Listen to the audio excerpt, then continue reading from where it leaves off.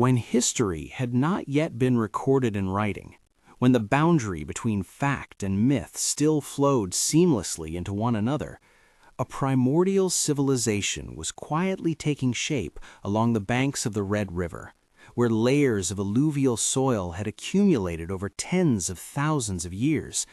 This was the age the Vietnamese would later remember by a sacred name, the era of the Hung Kings. The First Hung King Dynasty emerged precisely within that twilight zone, where history and legend had not yet separated, and yet it was in this very convergence that the foundational bedrock of what would become the Vietnamese nation was first laid. The First Hung Dynasty emerged within this context is a pivotal moment in which human beings first became conscious that they were no longer merely scattered groups struggling to survive, but a community bound together by a shared destiny. Nearly 5,000 years ago, the land that would later become the heart of Van Long was still a semi-wild landscape where forests, rivers, and wetlands interwove into a vast and untamed environment. The great river brought fertile silt that nourished the fields, yet each year it also carried devastating floods. Nature sustained human life, but constantly tested it as well. Within such an environment, the ancient Vietnamese learned a fundamental lesson of survival. No one could endure alone.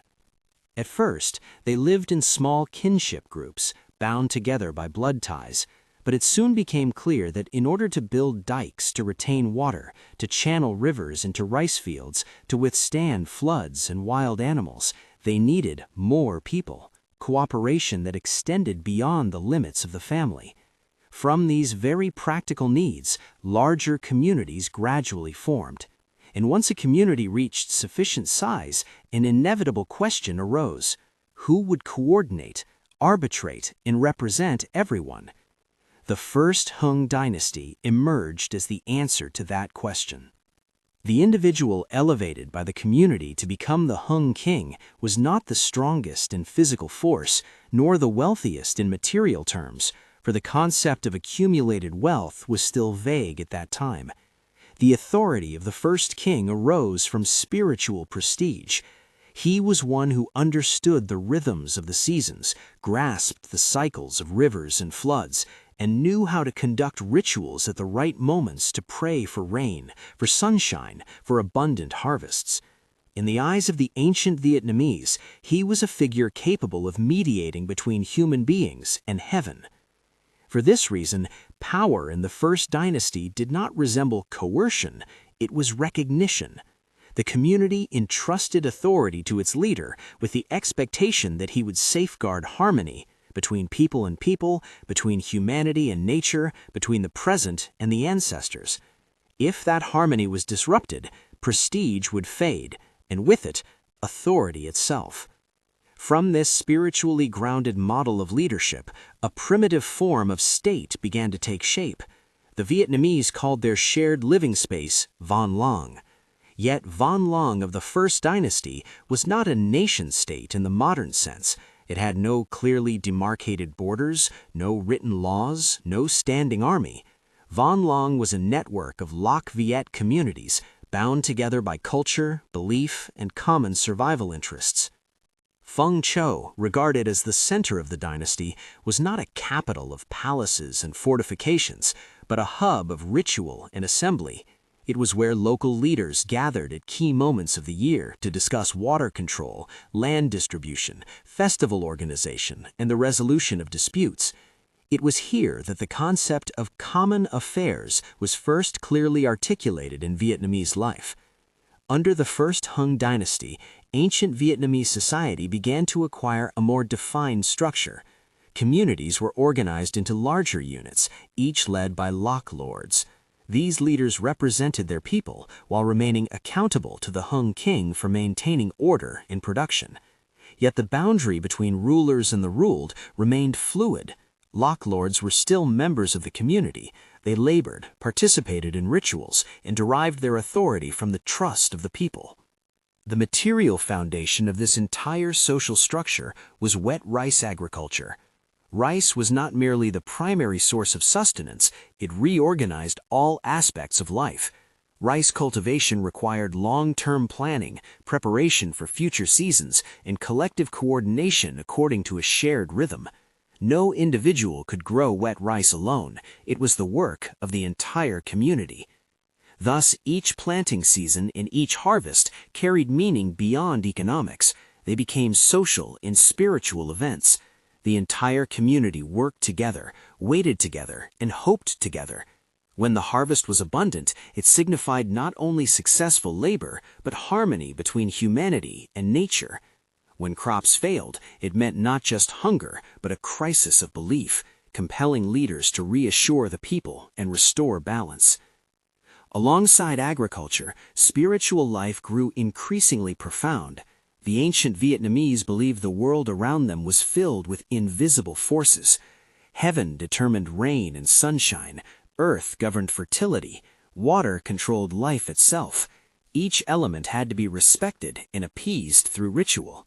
But more deeply, these rituals served another purpose, reminding the community that it shared a common origin. During the First Hung Dynasty, the idea of a shared ancestor gradually took form. No longer were ancestors merely familial figures, they became collective forebears. Worship ceased to be purely individual and became communal. From this process emerged the earliest foundations of the cult of the Hung Kings, a rare form of veneration in which a people honors its founding ruler as a common progenitor. Notably, this dynasty left behind no specific names of individual kings. History doesn't remember them as distinct persons, but as a continuous lineage bearing the same title. This reflects the mindset of the era. Continuity mattered more than individuality, survival more than personal achievement. As the First Hung Dynasty drew towards its end, Van Long remained fragile, still vulnerable to natural disasters and unforeseen challenges. Yet something essential had been firmly established. People had learned to live together, organize collectively, and believe in a shared origin. From that moment, the Vietnamese were no longer merely existing, they had begun to enter history. And in this quiet beginning, without the thunder of war drums or the glory of conquest, the First Dynasty left behind its greatest legacy: the understanding that a people can be formed through cohesion, shared labor, and memory transmitted through generations. If the material life of the First Hung Dynasty was built on rice grains and river waters, its spiritual life was sustained by belief.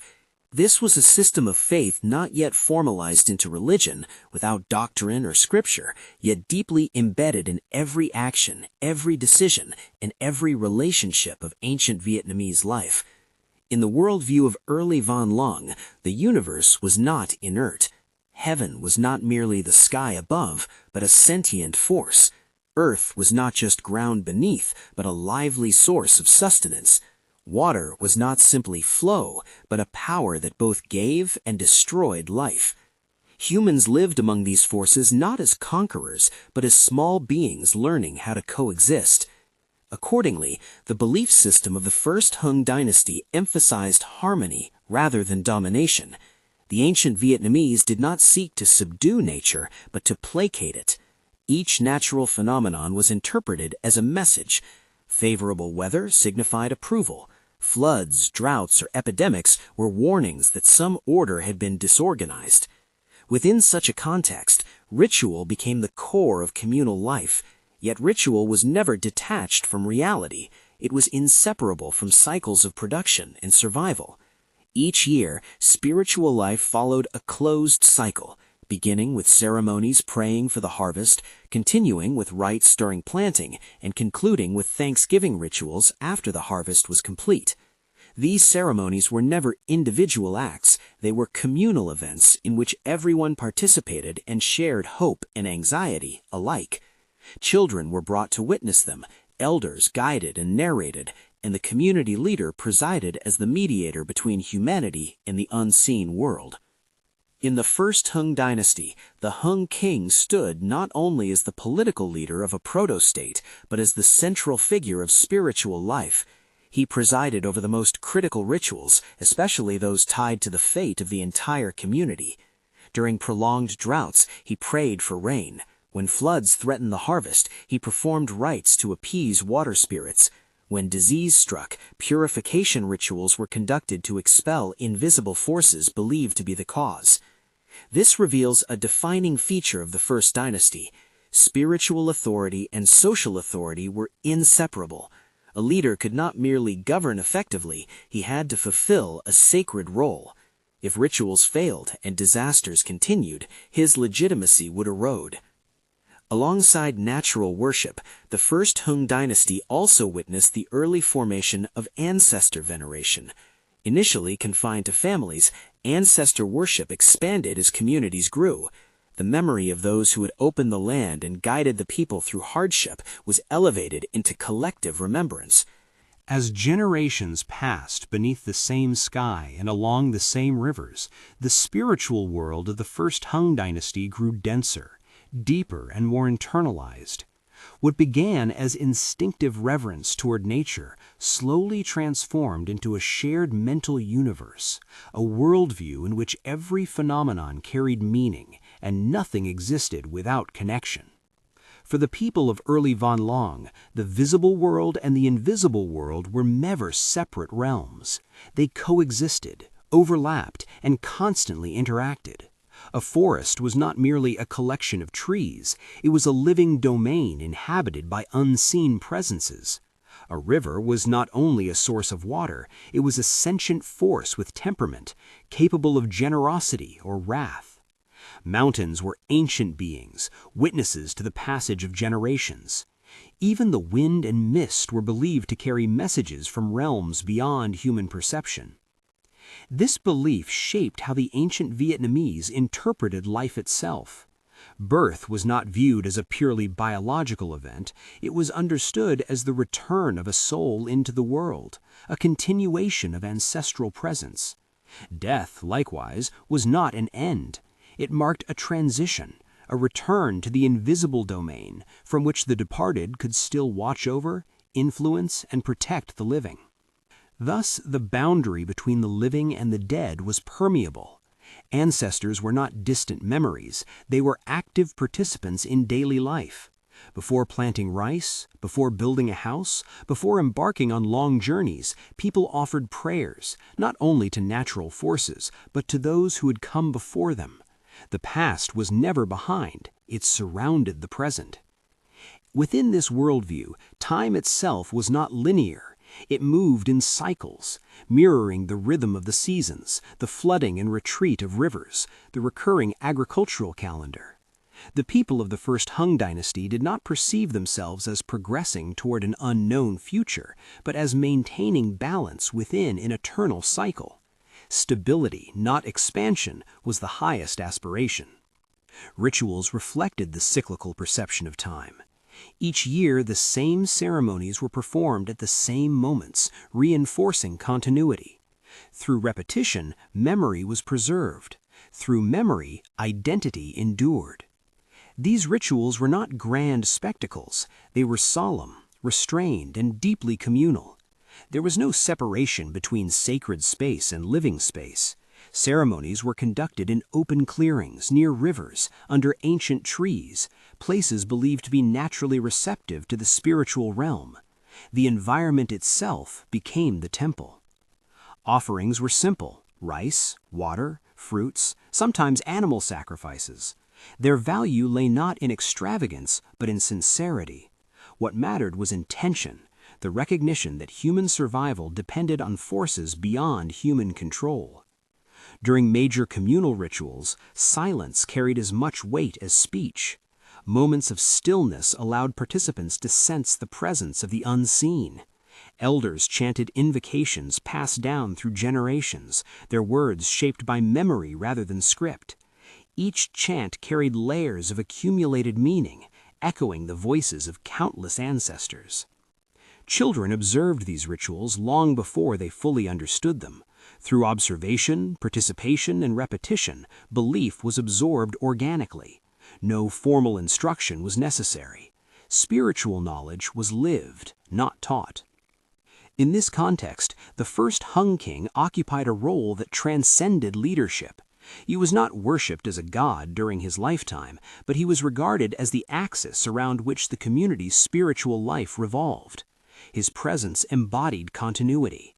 When he stood at the center of a ritual, he symbolized the unity of past, present, and future. Yet his authority was fragile, dependent on harmony. Should calamities persist, failed harvests, repeated floods, unexplained illness, the people did not assume fate was random. They believed imbalance had occurred, and imbalance demanded explanation, reflection, and correction. This belief placed immense moral responsibility upon leadership. Power was not a privilege, it was a burden. A Hung King who failed to maintain harmony risked losing legitimacy, not through rebellion, but through withdrawal of spiritual trust. The community might gradually cease to recognize his role, allowing leadership to pass to another lineage deemed more aligned with the will of heaven and earth. Such transitions, if they occurred, were subtle and gradual. There is no evidence of violent overthrow in the First Dynasty. Change happened through shifts in belief, not force.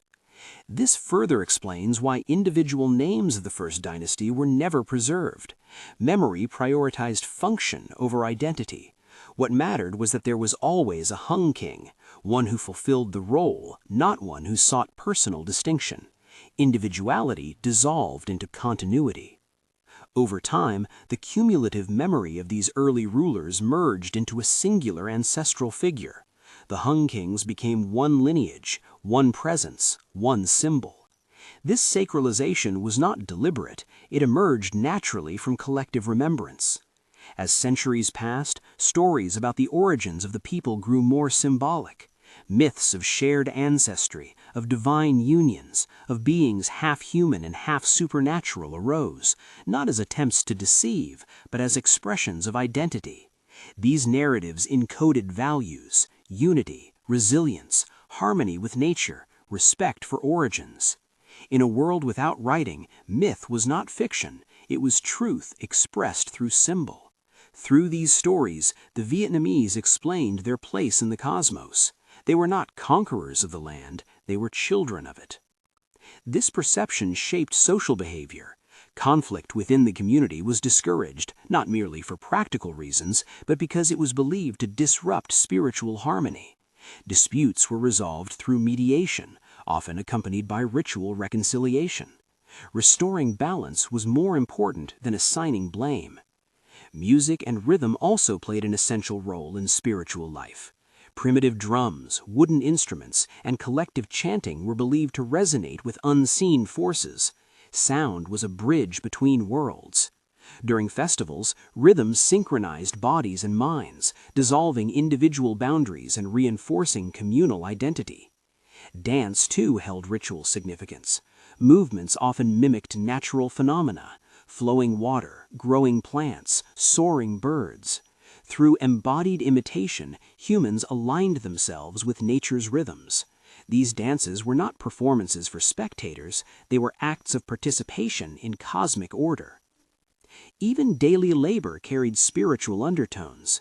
Farming was not mechanical work, it was a dialogue with the land. Each action, plowing, planting, harvesting, was accompanied by gestures of respect. The earth was thanked, not exploited. From this worldview emerged a quiet resilience. The people of the First Hung Dynasty endured hardship, not because they expected victory over nature, but because they believed endurance itself was meaningful. Survival was not accidental, it was a moral achievement. When disasters struck, despair was tempered by belief. Suffering was interpreted as part of the cycle, not as meaningless cruelty.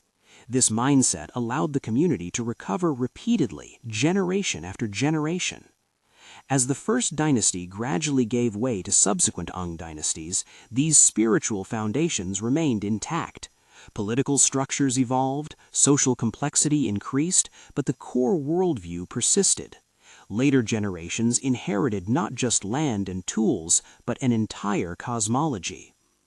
And it is within this inherited spiritual architecture that Vietnamese identity took root. Long before borders were drawn or chronicles written, a people had already defined themselves through belief, ritual, memory, and shared origin. Thus, when we speak of the First Hung Dynasty today, we are not merely referring to a remote historical period. We are touching the deepest layer of Vietnamese consciousness, a layer formed not by events, but by values. It is here, in the silent rituals by ancient rivers, in the cyclical rhythms of rice cultivation, in the reverence for ancestors and harmony, that the enduring soul of a civilization was forged. And even as centuries would bring invasion, division, and transformation, this soul would remain, quiet, resilient, and unbroken, carrying forward the memory of a time when a people first learned who they were and why they belonged together.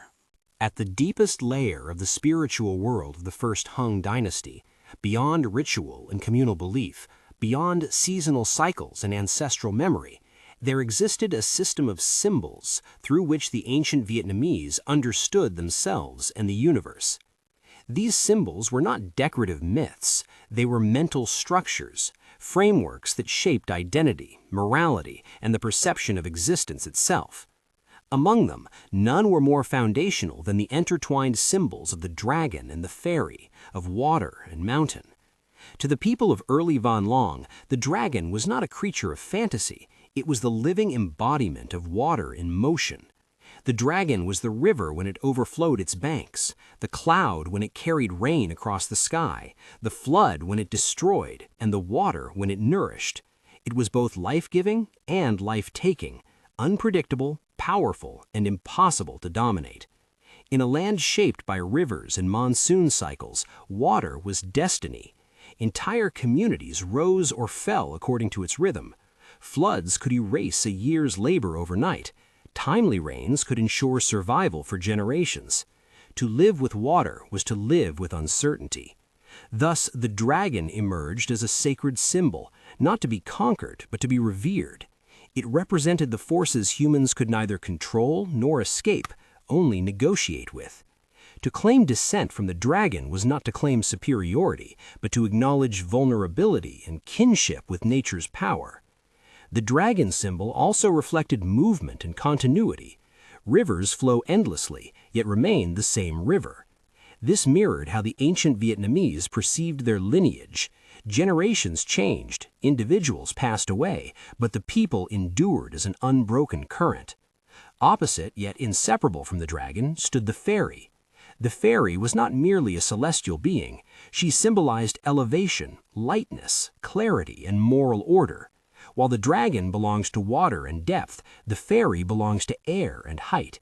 She was associated with mountains, forests, and the upper realms, places untouched by floods, where permanence replaced flux. The fairy represented stability amid chaos. Where water was restless, mountains were enduring. Where rivers shifted course, peaks remained. In this contrast, the ancient Vietnamese articulated a profound dualism. Survival required both adaptability and grounding, both movement and rootedness. The union of dragon and fairy was not romantic metaphor, it was a cosmological statement. It declared that the Vietnamese were born from the meeting of opposites, water and land, change and permanence, chaos and order. Identity emerged not from purity, but from balance. From this union came the image of shared origin. The people were not fragmented tribes bound by convenience, but descendants of a primordial harmony. This belief dissolved internal divisions. Differences in dialect, region, or lineage were secondary to a deeper truth. All belonged to the same symbolic family. The legend of separation, half following the dragon to the sea, half following the fairy to the mountains, was equally significant. It explained diversity without fracture. Coastal communities, river dwellers, highland groups, all were different expressions of the same origin. Separation did not mean alienation, it meant adaptation. This myth encoded a remarkable social insight. It allowed unity without uniformity. It legitimized regional variation while preserving collective identity. Few ancient civilizations articulated this so elegantly.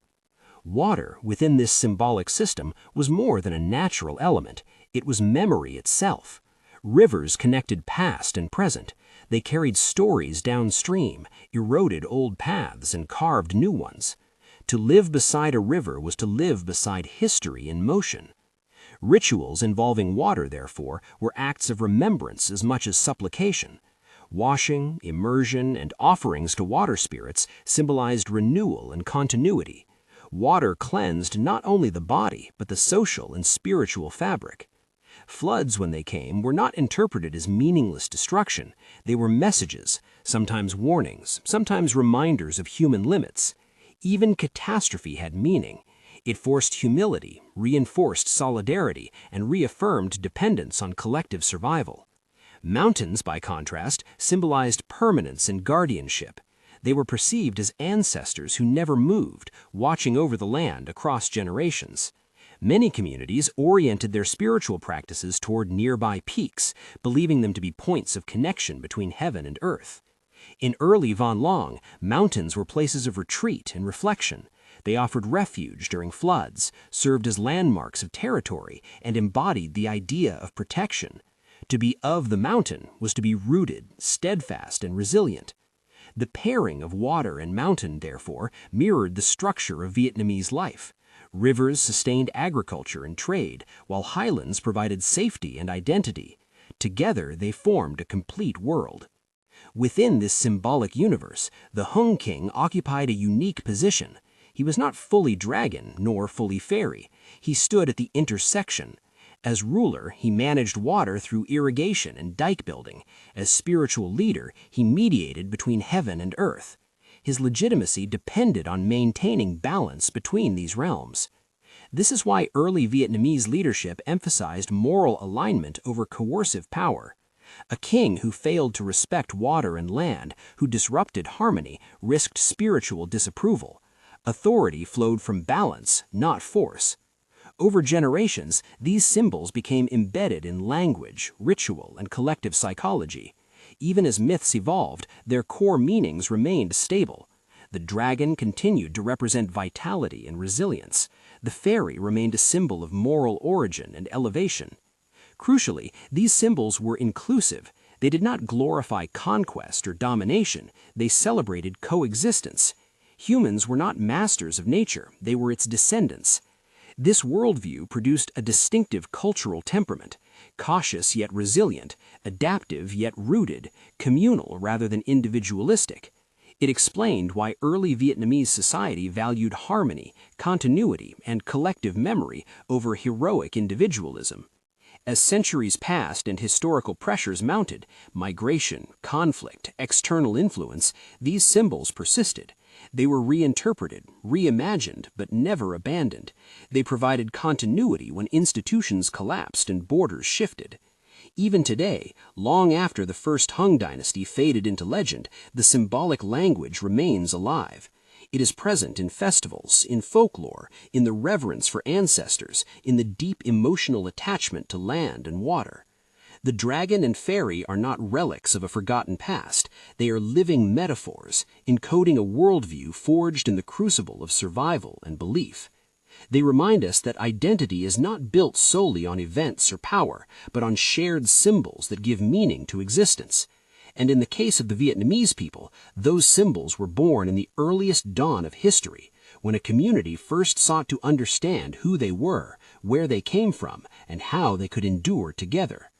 In that understanding, shaped by water and mountain, by dragon and fairy, a civilization found its soul and carried it forward across millennia, quietly, resiliently, and unbroken.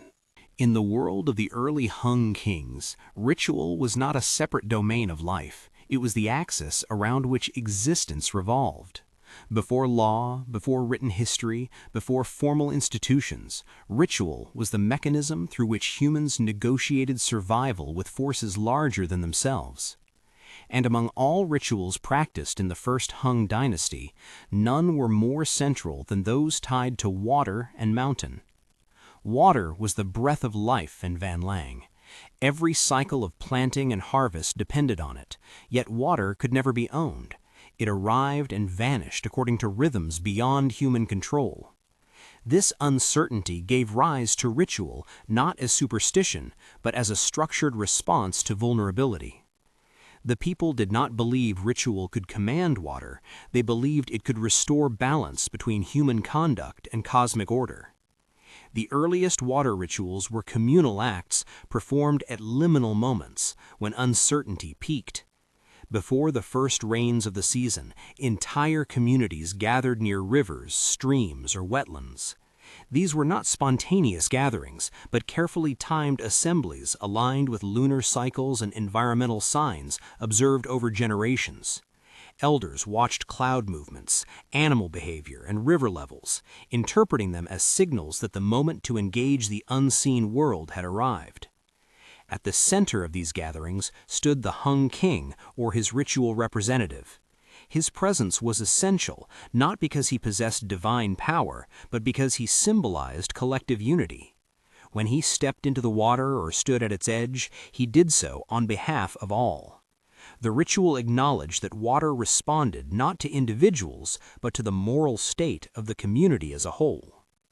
Offerings made to water were modest by later standards: rice grains, woven leaves, simple tools, sometimes animal sacrifice.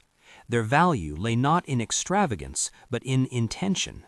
These offerings represented the return of life to its source. Rice grown with water was returned to water, completing a sacred cycle.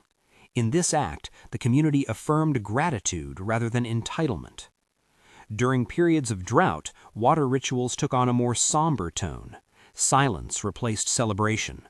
Movements were slower, chants deeper and repetitive. The ritual language emphasized humility. People did not demand rain, they asked what imbalance had occurred. This introspective quality distinguished Hung-era water rituals from later coercive forms of worship. Disaster was interpreted as a mirror, not a punishment. Flood rituals, by contrast, were acts of appeasement and containment. When rivers overflowed, threatening homes and fields, the Hung King performed rites intended to calm the water spirit. These rites acknowledged water's dual nature. The same force that nourished crops could erase entire villages. Ritual framed this destruction not as evil, but as excess energy requiring redirection. Importantly, flood rituals were followed by communal reconstruction ceremonies. Once waters receded, the rebuilding of dikes and homes was ritualized. Work began only after symbolic purification, often involving water drawn from higher ground. This act reinforced the belief that recovery required spiritual alignment as much as physical labor. If water rituals expressed negotiation with change and uncertainty, mountain rituals embodied permanence and guardianship. Mountains were not approached casually. They were treated as living ancestors, older than memory, witnessing generations rise and fall. To ascend a mountain for ritual was to move closer to origins, both geographic and spiritual. Mountain rituals were performed less frequently, but carried profound symbolic weight. They often marked transitions: the installation of a new Hung King, the resolution of inter-community conflict, or the remembrance of foundational ancestors. These rituals emphasized continuity over immediacy. While water rituals addressed the present and near future, mountain rituals connected the living with deep time. The journey to the mountain itself was part of the ritual. Participants moved in deliberate order, elders leading, youth following. The path was walked in silence or accompanied by low chants. This procession symbolized the passage from the human realm into the ancestral domain. Arrival at the ritual site was not celebratory, it was reverent. At the mountain, offerings differed from those given to water. Stone, wood, and earth featured prominently. These materials symbolized endurance. Fire, carefully controlled, played a central role. Flames represented life sustained within limits, mirroring the balance the community sought to maintain. The Hung King's role in mountain rituals was especially significant. Unlike water rites where he mediated with volatile forces, mountain rituals affirmed his legitimacy. Standing before the mountain, he did not speak as a ruler, but as a descendant. He reaffirmed lineage, continuity, and responsibility to those who came before and those yet unborn. This distinction reveals a deeper structure in Hung-era spirituality. Water rituals managed risk, mountain rituals managed identity. Together, they sustained both survival and meaning. The most profound rituals occurred when water and mountain were symbolically united. These were rare and reserved for moments of existential threat or transformation. In such rituals, water drawn from rivers was carried uphill, while soil or stone from mountains was brought down to communal spaces. The exchange symbolized the reconciliation of movement and stability, change and continuity. These integrated rituals reinforced a core belief: imbalance in one realm affected all others. Social conflict could anger water spirits, moral decay could weaken ancestral protection. Ritual functioned as a corrective mechanism, realigning relationships across domains. Children were always present at these ceremonies. They observed, listened, and absorbed meaning long before they understood words. Through repetition, ritual became memory. Through memory, identity endured. Crucially, these rites were not monopolized by elites. While leadership guided the process, participation was collective.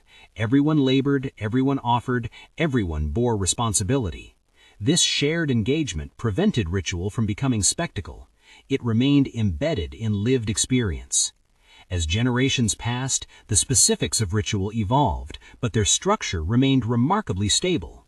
Even when later influences introduced new symbols and practices, the foundational logic persisted.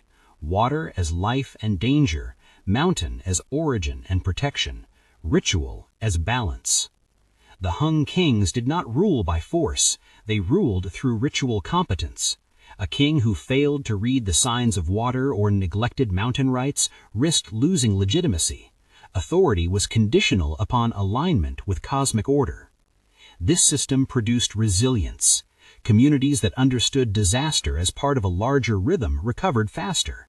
They rebuilt not only structures, but trust. Ritual offered a framework for grief, adaptation, and hope. When the First Hung Dynasty eventually gave way to later forms of political organization, its ritual legacy did not disappear. It sank deeper, becoming myth, festival, and collective instinct. The reverence for rivers and mountains remained encoded in cultural behavior. Even today, long after the original rites faded from practice, their echoes persist. Festivals near water, pilgrimages to sacred mountains, ancestral commemorations tied to geography, all carry the imprint of those early negotiations between humans and the forces that shaped them. In the end, the rituals of the Hung kings were not about controlling nature, they were about understanding place. They taught a people how to live within limits, how to remember origins, and how to endure change without losing themselves. Through water and mountain, ritual transformed vulnerability into coherence. And in that transformation,